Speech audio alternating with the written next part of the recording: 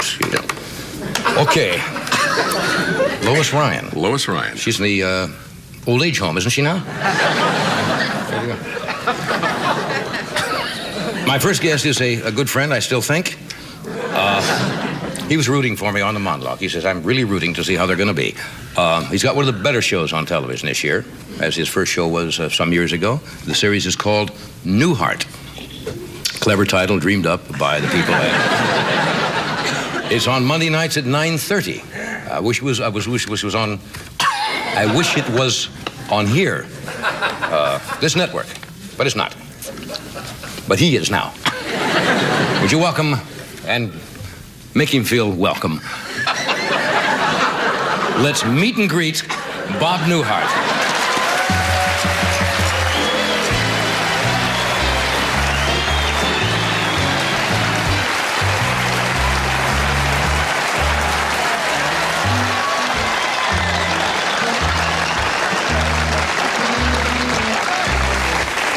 You see, I don't lie out there during the monologue. No, I just happened to mention... The last thing I said is like headed through the curtains, right? Well, I have seen shows where the monologue didn't go all that well, and I felt a certain testiness crept into your attitude toward the rest of the evening. So I was kind of pulling for the monologue. So if the monologue sets in, you know that everything is going to work okay. For me, yeah. See, I had figured that... with Tony Quinn on the show, I figured Tony would come out first because he's the bigger star. And so, well, thank you. Right on cue. Thank you. A little plant never hurts. Thank you, Mom. That's the old picture. But then that would be like a buffer between the monologue and myself. But then I found out just before you were coming out that I was coming out immediately after following the monologue. And well, actually, it worked very nice tonight. Well, you have a lovely audience. Yes. You're playing that old cheap trick now, huh? No. butter up the audience before you really get going here. No, you can tell. As you know, I assume you know, I guest hosted the show. Of course I know. What do you mean? No, I don't know. I don't know when you're off, if you check with people who's on or anything. I watch when you've guest hosted, and I've seen you come out sometimes. That's right. And a piece of material. Well, I've come out and not the hottest audience in the world where the applause die out before you reach the star spot. And you've got to walk that extra couple feet by Then you know yourself. you're in trouble. Yeah, but this is a hot audience. Oh, they're hot tonight. I'm not currying favor with No, I understand that. I'm also not here to plug anything. I mean, it's not crass commercialism that brings me here. I enjoy talking to you. And I know you do. I'd rather talk at home, but this is the only place anyone can talk to you. So I have to...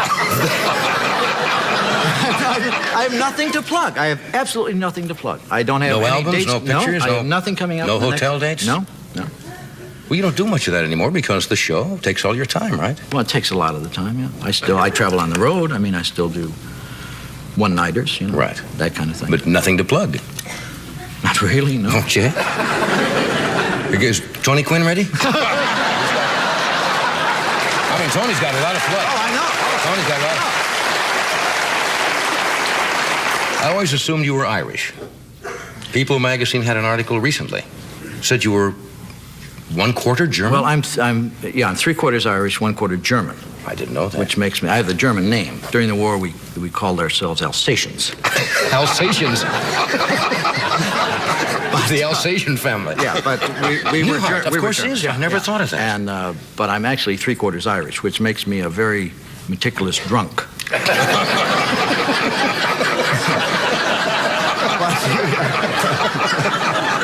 The Germans, I don't know of any German comedians because German people, a lot of German people do not have a sense of humor. You know, they're not known for... I think that's probably basically true, yeah. They're very literal people. Right. They're, someone once said that more funny things are said at a cocktail party in Paris than in the entire year in Germany. But they're very literal, you know, and they don't understand Americans because we're non-literal. We're like a German would say, why would you call this man curly? He has no hair at all. Why would you call someone curly who has no hair? That doesn't make sense. It's not funny then. And Tiny is at least 350 pounds. Yeah. Yeah, Dick Cavett was telling me he appeared on a German television show once, and it was horrendous because he would try to say something amusing, and then the guy in Germany would say, "Ich and so forth," and that people just sat there. And because it was probably some play on words or something, it meant absolutely nothing. Well, even when, like the Volkswagen, I got the feeling when they made it, they say, this is one of the finest cars, it's a very economical car. And you say, well, what are the little holes in the side for? There's ventilation. That's for ventilation. You might put a machine gun in there.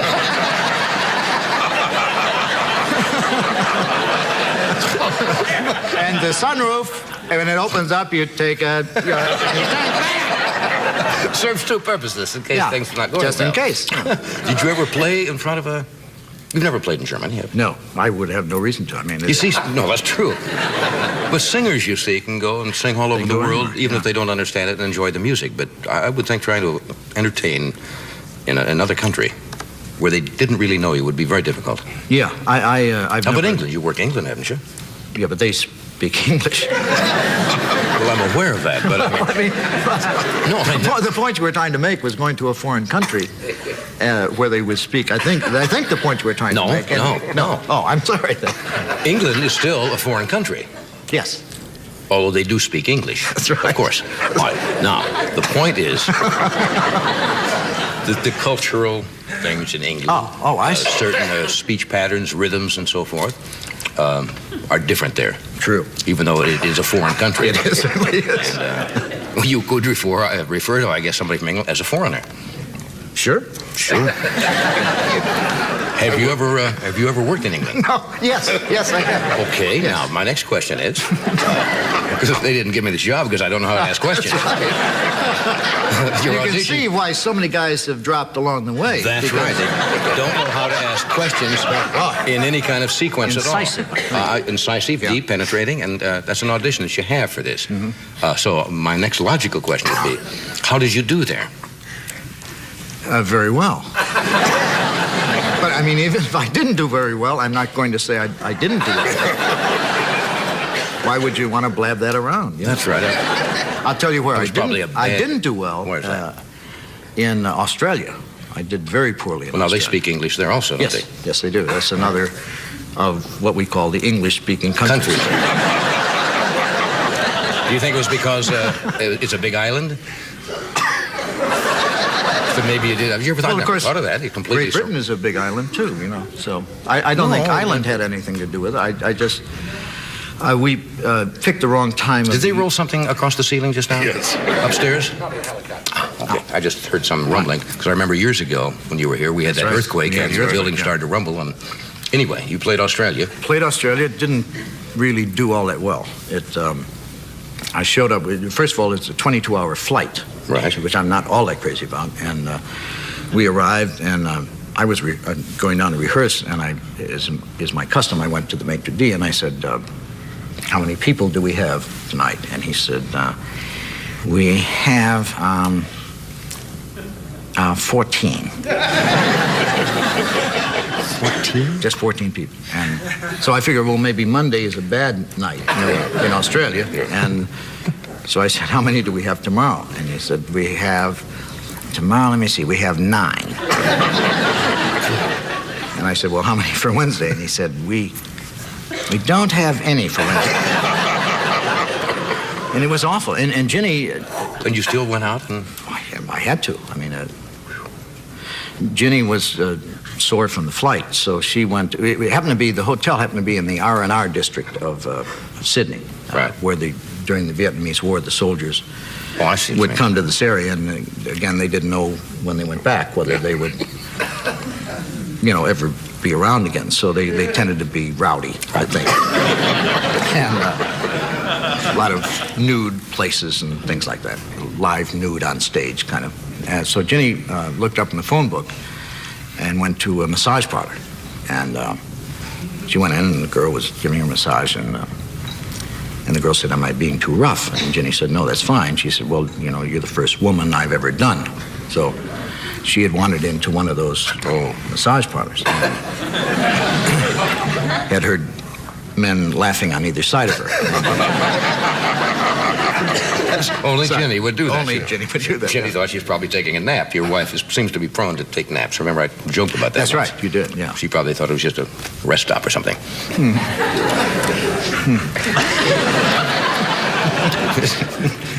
This was going so damn well. It occurred to me that somewhere I think we lost him at England. Yeah, that seemed... And you brought up Australia. That's right. That's right. I was trying to save you. Yeah, that's true. That's what we're here for. We're going to take a break here, and we're going to come back and... See, I would have put Tony Quinn.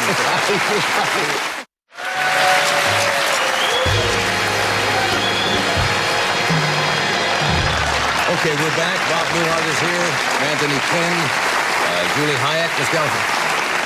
Also in that same article, People magazine, it said that you remembered almost word for word the worst routine you ever did, which is unusual because people say we usually remember the better things and tend to forget things that don't didn't. You remember the... Oh, yes. Yeah. For some reason you remember... something that just didn't work at all. Oh, boy. It works out pretty much, I would say, 5 to 1. I mean, for every one that works, there are 4 that don't. Right. And I did a routine on a guy who went to... and it may work now because of Star Wars and all that. Yeah, was this early in your career? No, it was... yeah, it was early. Well, when I mean early, I don't mean just when you were starting, but within, say, the first 10 years. Yeah, I would say so. Okay. What was the... I didn't know this was a quiz. I thought... Well, no. The talk show. This is it. Okay. Okay. It really doesn't matter how early or how late in my career this happened. It died. It died. I shouldn't have interrupted you. I don't want to do that. But it was a thing on a guy going to, like, Venus or Mars, you know, the first civilian. And he then comes back, and he's being interviewed on his impressions of Venus or Mars. And he goes to Mars, and they ask him, are they more advanced than we are? And he said, yes, I would have to say they're more advanced. And the interviewer says, how? God bless you. The interviewer says, how far advanced are they? And he says, I would say 6 weeks. 7 weeks. Because I remember when I was up there, they had the double-edged blades, and then when I returned, it was like 6, 7 weeks before we had the double-edged blades, and that was one that died. But the premise is wonderful. I think so too. You know. But when you said 6 or 7 weeks, the audience just sat there waiting just stared. It also went on from there. It got worse. He said, well, how would you describe the Martian people? He said, well, Martian, they're very small people, by the way. He said they're very small, and they only have 1 ear. And the guy came up to me, we were at a cocktail party, and he asked me, could I loan him $5? So I loaned him $5, and I ran into him 2 weeks later at the same cocktail party, and he, like, avoided me, you know, and I went in to put my coat down on the bed, you know, and he was there, and he, like, avoided me. So I would say Martians are cheap, you know.